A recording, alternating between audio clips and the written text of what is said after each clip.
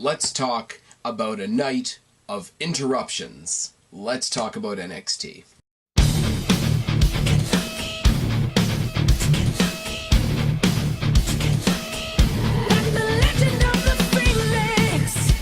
What's going on, everybody? It's your buddy, it's your pal Spaz Phoenix, the YWC Reality Check, and this is your review for the August 1st edition of NXT. Now, you will notice I didn't do a memorial thing at the beginning of this episode. I was thinking about it, but Bunkhouse Brown and Nikolai Volkov and unfortunately somebody more to my taste of wrestling, Grandmaster Sexay, Brian Christopher Lawler, whatever you want to call him. Everybody that's had anything to say about this has already kind of said something. There's not very much I can add, especially for the first two, because I'm not very familiar. I mean, obviously it sucks. Brian Christopher, I mean, all the circumstances leading to his passing away are terrible. But if you do want to have some thoughts on the passing of those two guys, I do really encourage you to go check out OKayfabe or Good Mic Work. They both have a better dialogue going on their channels of those guys that have passed away. Yeah, tell them Spaz Phoenix sent you. It'll be good like that. What you can check out on this channel, go up in a little annotation up above there. You can check out the other lists I have on here, other NXT reviews, the brief time I was doing 205 live reviews, the topical series known as Off the Cuff, the Q&A series. If you want to put a question in for the Q&A, go back to the last one, and we'll do another one shortly before SummerSlam. The pay-per-view pick'ems are a lot of fun. We'll be doing one of those for SummerSlam, for TakeOver, etc. But check out towards the end of this week, all things being equal and schedules being what they are, we know what that means. Myself and Black Cat Feline are getting together once again to do a fantasy booking scenario. If you guys have been following me for a long time, you know last December, myself, Kristen, and Guapo booked an entire fantasy WrestleMania. We are going to be doing a fantasy Evolution pay-per-view. I mean, I don't talk very much, I haven't spoken very much on this channel about the Evolution pay-per-view that's coming up in October. I think it's going to be a lot of fun. There are a couple things that I think might hinder it a little bit, mostly the way WWE is advertising it, but the all-women's pay-per-view does have a lot of potential to be really good, and Kristen and I at some point will be doing a fantasy booking, like fantasy booking our own card for that show, so stay tuned for that. I'm hoping it will be done by the end of this week, and if you're interested, you can check out all the other things in the Off the Cuff series, some more controversial than others, but you know, as always, have your say down in the box below. Starting off tonight's show, we start off with a replay of Ciampa winning the NXT title last week. Now, I don't know how things work in the States and other places in the world where you guys are watching this on your devices, on your Xboxes, your PlayStations, your tablets, your phones, your computers, etc. As I've mentioned multiple times, up here in Canada, we actually get it as a physical television channel. So what was playing before NXT was NXT from last week. So I got to watch that whole match again, which was really good. Good match, really cool ending, and great storytelling going forward. It's the first time in a long time that the NXT Championship, sorry, excuse me for a second, guys. Losing my voice, it's been one of those days, sorry. I said, didn't I? The entire time that Aleister Black was champion, he wasn't the main event because the Gargano Ciampa thing took more precedence, as it should. It's the better, I can speak, I swear. It's the better rivalry. It's the more important rivalry. It's the most long-standing rivalry. And Aleister Black, I mean, his last pay-per-view defense was against Lars Sullivan, and I have nothing against Lars Sullivan, but he's not a main event guy. It's very cool to see both Aleister Black and that championship back in the main event focus, and we're going to hear from Tommaso Ciampa later on tonight. He's basically going to gloat and talk about the fact that it's his NXT, etc. But we start off with Heavy Machinery taking on the Mighty. And I struggle, I really do, because Heavy Machinery is a really cool team. They're fun, they're impressive as hell in the ring, as well as being fun. I mean, if the members of New Day were huge, I think they'd be Heavy Machinery. The whole stakes and weights thing's a lot of fun. Tucker Knight, with the injury and being out a little bit, I don't know if that's entirely kayfabe or if he was dealing with anything legitimate, but we all saw what happened when Otis Dozovic tried to take on the Mighty by himself. The Mighty, you guys know, I thought they were a really cheesy tag team when they first came in, and a la the Usos. Now that they're turning heel, now that they're shedding some of those sort of dorky elements to their gimmick, they are coming along really good. I want to, it's like the Bianca Belair thing.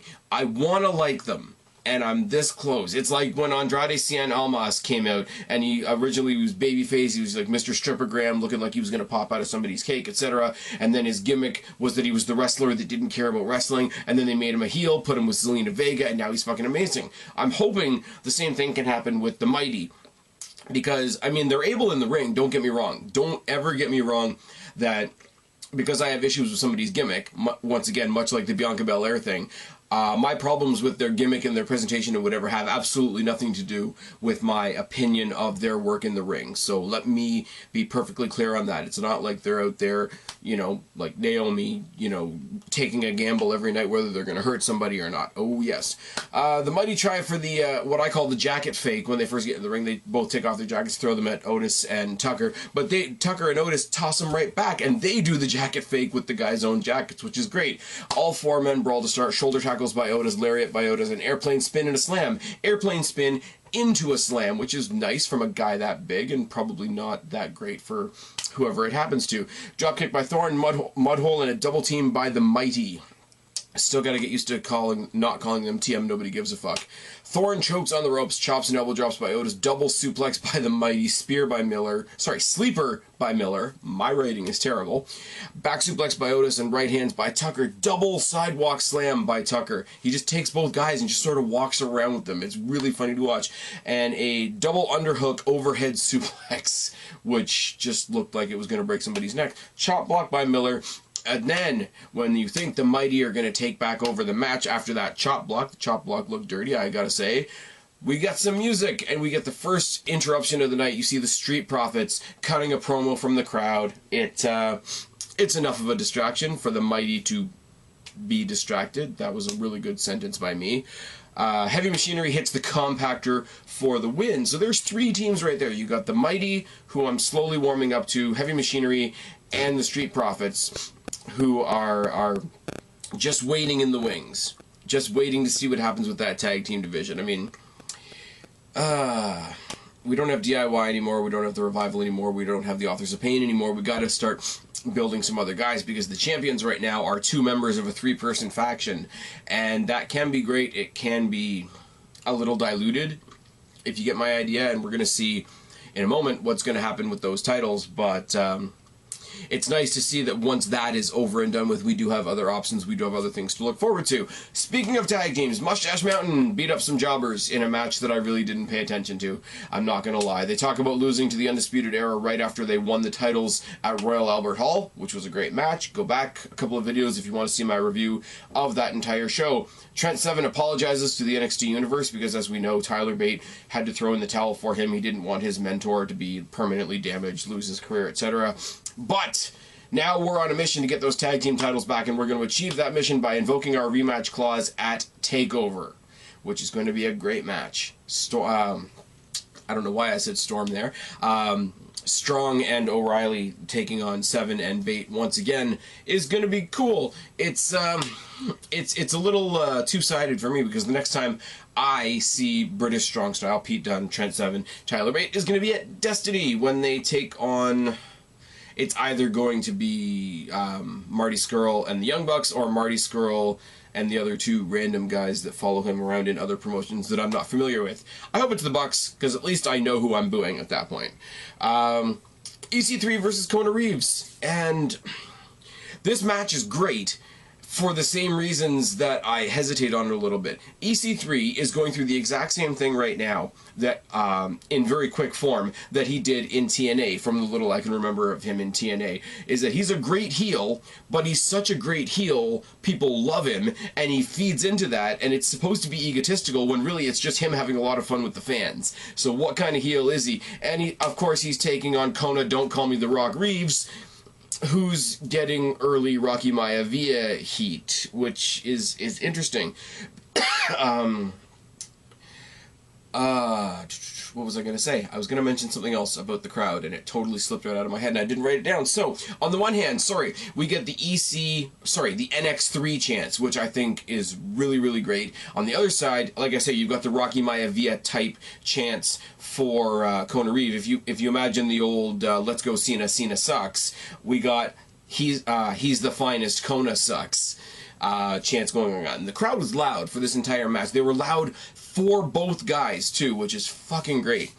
Collar and elbow tie up and a headlock and a takedown by Reeves. Side headlock by EC3 and a shoulder tackle and a hip toss. Running elbow by EC3 and a boot by Reeves. EC3 eats the turnbuckle. Mudhole stomp by Reeves. Sorry, mudhole stomp by Reeves and a suplex. I'm telling you guys, my writing sucks.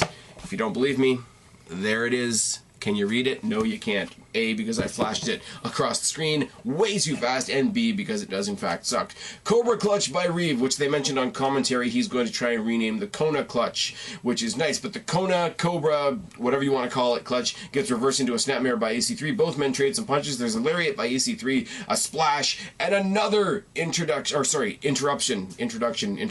whatever the case may be. Velveteen Dream on the ramp cutting a promo directed at EC3 during the match. EC3, you still can't get over what happened at Royal Albert Hall when I walked out on you. I invite you to join the Velveteen Dream experience. Kona Reeve tries to take advantage like Heavy Machinery did in the first match. He goes for the Hawaiian drop, which usually looks pretty cool, I'm not gonna lie. Today it looked a little bit, I'm not a wrestler, I can't really criticize anybody, but it did look a little to me. But EC3 recovers, and you know I love saying it because I know I love cheesy catchphrases. 1%er by the 1%er for the 1, 2, 3. EC3 gets the win, and he changes his focus to the Velveteen Dream. After what NXT calls a commercial break, we see EC3 in the back, and the message is fine, the message is simple. He says, I just beat the finest, and I'm about to play Velveteen Dream's game, which is good. It's all good. Shayna Baszler versus Candice LeRAE. Speaking of good things, Shayna Baszler obviously bullying Candice LeRAE. I love this because this isn't a rivalry that started because she was picking on Candice LeRae. It's a rivalry that started while she was talking to other people and just randomly disparaging everybody on the roster, making fun of Kairi Sane for being a pirate, and making fun of, I think, Aaliyah and Dakota Kai for just being little pretend wrestlers, and, you know, oh, just be like Candice LeRae, go be a housewife somewhere. And Candice LeRae's like, no, actually go fuck yourself, and slapped her in the face last week, which was really, really good. Shayna, at the beginning of this match, does the bully roll fucking amazingly. She steps to the side of the ring and offers Candice LeRae a chance to leave. Just sitting on the rope, like you do when you're opening the ropes for somebody to get in. She says, well, here's your chance. Just fucking leave, because I'm going to destroy you, type thing. LeRae boots her out of the ring in response, which is great. Baszler eats the guardrail on the outside, jawbreaker in a series of arm drags by LeRae, dropkick by LeRae, but Baszler hangs her entire midsection over the top rope. It's kind of a hangman, but it wasn't to the throat. It was to her, as I say, her entire midsection, which, if nothing else, it really does illustrate the size and power difference between the two. So it's a nice, good little move. It's effective, and the psychology on her, the psychology on the crowd watching, it's all nice and wonderful. Baszler tosses LeRae into the steps and puts her in an arm bar. Baszler works the elbow, works the wrist, doing a lot of that almost British strong-style joint manipulation, which is good, and LeRae eats the turnbuckle. Baszler stomps on the arm, exactly like she did with Candice LeRae, talking trash the whole time. Hammerlock by Baszler, and then Baszler eats the turnbuckle, because anything you can do, I can do better, works in every scenario. Step up enziguri by LeRae, some forearms and some chops, back elbow, a snapmare, and a second rope facebuster by LeRae. Suicide dive by LeRae, followed by a top rope tornado DDT. Karafuda clutch by Baszler, but LeRae gets out. Double stomp by LeRae. Kill switch by LeRae, who misses a moonsault, eats the boot, gets locked in the clutch, and loses to Shayna Baszler. But this was a fucking fantastic match. Followed up with some awesome heel post-match assault, broken up by Kairi Sane. It promotes the match going forward with Baszler and Kairi Sane going to TakeOver. This worked. Candice LeRae looked like $1 million. The champion stays strong. Kairi Sane had her 2 cents at the end. Everything works. This was fucking fantastic. This should have been the main event. But no, because we have a new champion, and it's Tommaso Ciampa, and I don't really mind, we have a talking segment for the main event. But if we weren't putting a talking segment in the main event, this match should have been the main event. this match was the main event match, so I don't really know what I'm talking about. Mustache Mountain come face to face with the War Raiders on the outside of the building as they leave, and the War Raiders basically say, you know, we don't really care what happens at TakeOver, whether it's you guys, whether it's Undisputed Era, we want the tag team title shot next. So what do you have now? You've got the Street Profits, you've got the Mighty, you've got Heavy Machinery, you've got War Raiders, you've got Mustache Mountain, and you've got the current champs in Undisputed Era. That's a better tag team division than Raw or SmackDown has. Now I can't wait to see what NXT UK does, but the main roster should be worried. Now, if you watch What Culture, like I do, because those guys are fucking hilarious, apparently they're putting Ambrose and Rollins back together, and apparently they're putting American Alpha back together, because separating American Alpha was such a great idea. Then you might have a tag division on Raw. Right now, it's the B team, isn't it? Yeah. We then go backstage to William Regal, who has 2 announcements for TakeOver, what is it? TakeOver Brooklyn 4? 4, I'm right. I think I'm right. Both of them could be main events on any pay-per-view, if you want to know my honest opinion. After all the stuff between Velveteen Dream and EC3, they're going to fight at TakeOver. Ricochet is going to take on Adam Cole for the North American Championship. Just shut up and take my money. Just all of it. Just fucking take it. Then, speaking of shut up and take my money, the new NXT champion, Tommaso Ciampa, comes out. Before anything can happen, as he's coming down the ramp, Mauro Ranallo on commentary says, Ciampa makes Thanos look like the Cowardly Lion, which made me smile a whole bunch. Speaking of Thanos, and the not the Cowardly Lion, but mostly Thanos. If you want to go back a couple videos, if you want to talk about something other than wrestling, check out the review that Kristen and I did. We were going to review Infinity War. That didn't quite happen, so we did one massive 3-hour review of all 19 MCU movies to this point. It was a long time. We were really, really tired at the end, and you can tell there's a lot of jump cuts, there's a lot of editing involved, but it was a lot of fun. I really do encourage you to check it out if that's your thing. Ciampa coming down the ring, doesn't go to the ring right away, walks the title around the ring, walks the title along all the faces of everybody sitting in the front row, and I like this. And I mean, it's just him being a dick, really, but the symbolism of this, without him even saying a word, is fucking great, because if you imagine any babyface champion is embraced by the crowd, so that champion shares that championship with the crowd. So Ciampa in front of the front row saying, look, I took this belt from all of you, which is fucking great. And then he goes into a big long diatribe with a whole bunch of things that are cliche, but things that are also making a lot of sense. Says this is his NXT now, says all I needed was one chance because I'm a man of my word and I did it with one chance. I look so good with the title because I deserve it, and then he jokes about how heavy the belt is. He yells at an old lady in the front row telling her that he is her NXT champion, which is great. The best part was I got to beat Black and I got to prove that Gargano was a loser once again. I ended the Gargano fairy tale while I was in handcuffs, and I put a nail in the coffin of Aleister Black. Now NXT can say that they are the A show.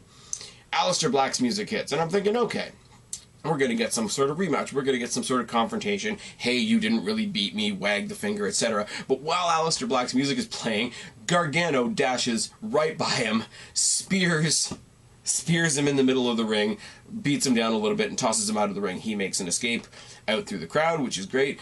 Gargano loses his fucking shit on the mic. Just, this will never be your NXT, not as long as I'm around. You only have that title because of me. You only have that title because of me.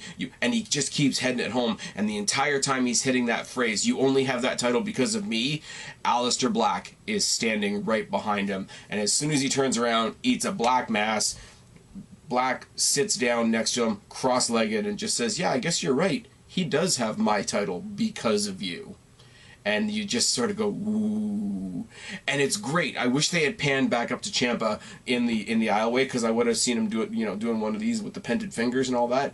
Because here's Ciampa, the new champion, who should be having his head ripped off by both of these guys.